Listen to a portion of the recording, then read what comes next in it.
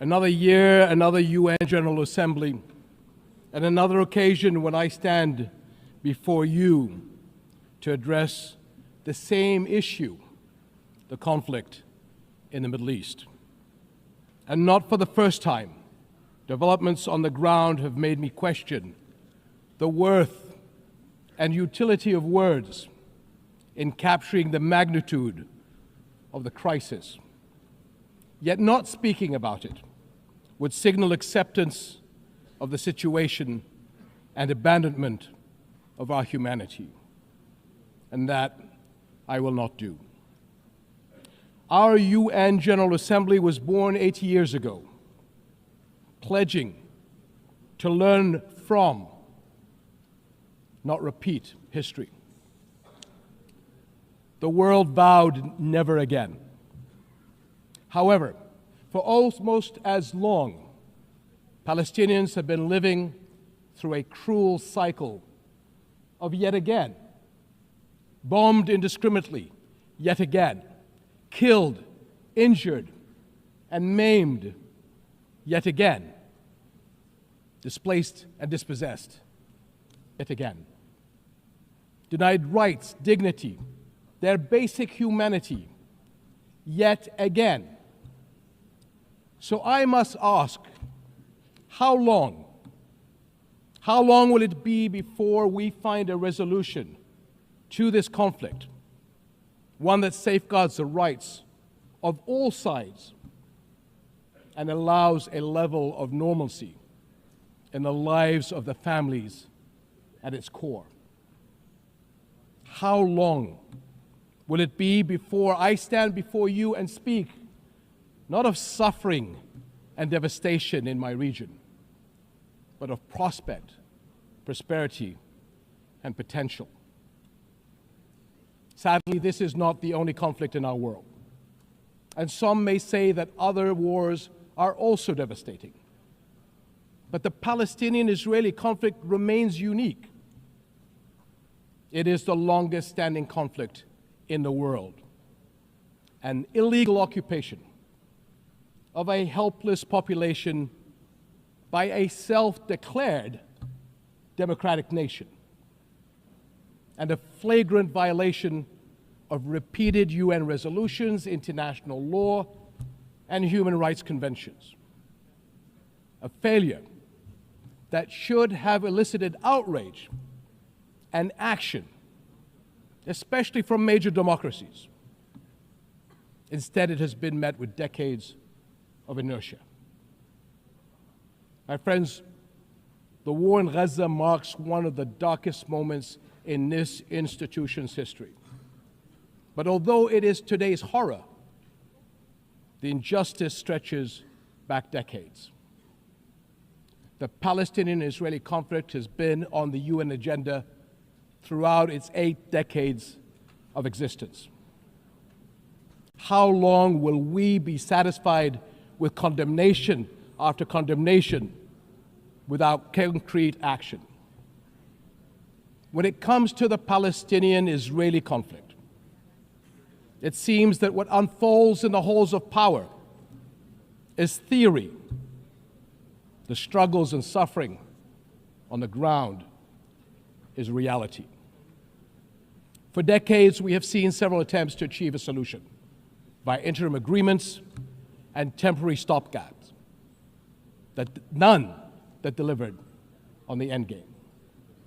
In fact, many would argue these processes served as a distraction as Israel grabbed more land, expanded illegal settlements, demolished homes, and displaced entire neighborhoods. Muslim and Christian holy sites in Jerusalem have been vandalized and desecrated by those under government protection. And throughout all these years, Israeli families too have not been able to live in true security because military action cannot bring the safety they need. Nowhere is that more evident than in Gaza. More than 60,000 Palestinians killed, 50,000 children injured or killed, miles of burnt out rubble. neighborhoods, hospitals, schools, farms, even mosques and churches in ruins. Widespread starvation. And what we are seeing is only a glimpse, because never in our modern history has the lenses of international media been obstructed like this from capturing the reality on the ground. Almost 2 years in, and the cruelty of this military campaign continues unabated. Furthermore, the current Israeli government's provocative calls for a so-called Greater Israel can only be realized through the blatant violation of the sovereignty and territorial integrity of its neighbors. And there is nothing great about that. I can't help but wonder if a similar outrageous call were made by an Arab leader, would it be met with the same global apathy? The international community must stop entertaining the illusion that this government is a willing partner for peace. Far from it. Its actions on the ground are dismantling the very foundations on which peace could stand, and intentionally burying the very idea of a Palestinian state. It has shown how little it respects the sovereignty of other countries, as we have seen in flagrant violations in Lebanon, Iran, Syria, Tunisia, and most recently, Qatar.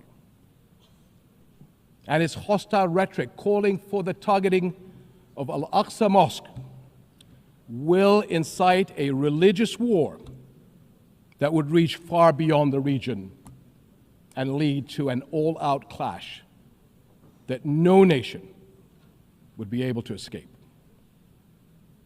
How long before we hold all nations to the same standards?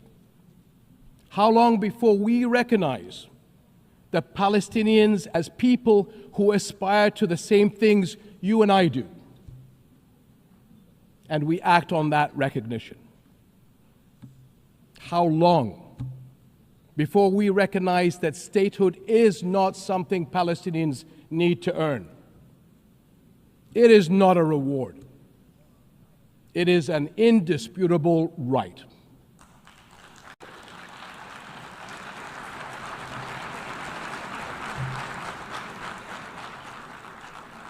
In Jordan, we are determined to work for a world in which people are secure in their homes, are safe to practice their faiths, and are able to live and thrive in dignity.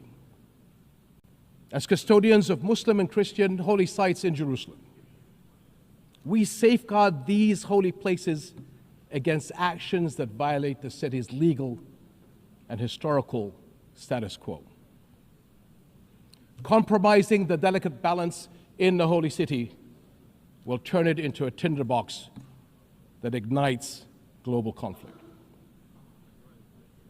And Jordan is serving as the main base for international humanitarian response in Gaza, working by all possible means to provide critical supplies of aid and food.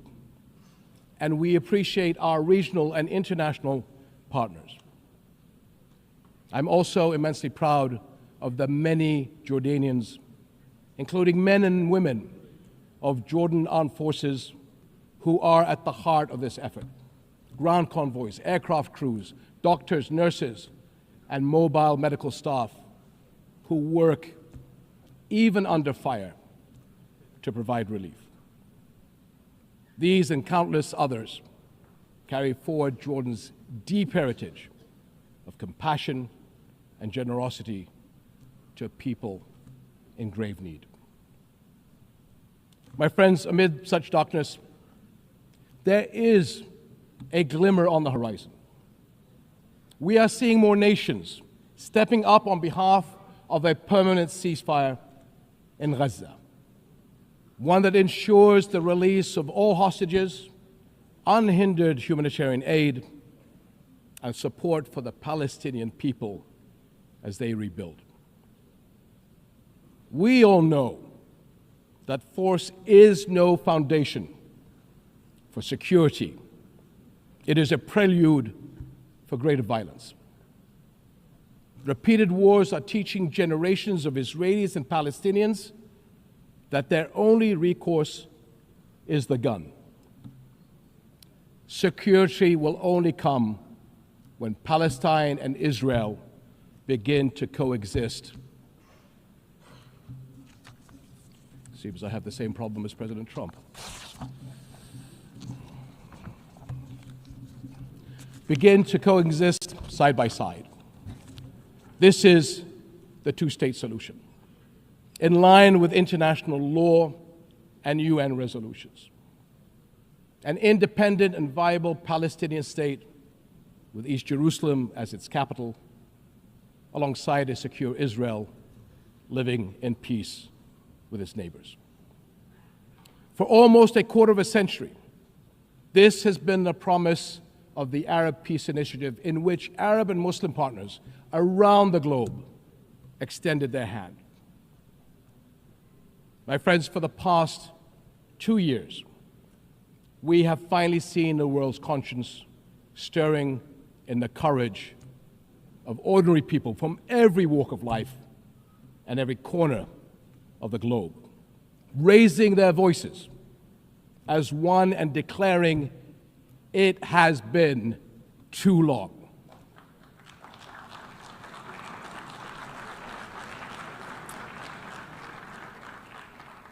This United Nations must echo that call. It has been too long, and it must act on that call until peace is a reality. Thank you.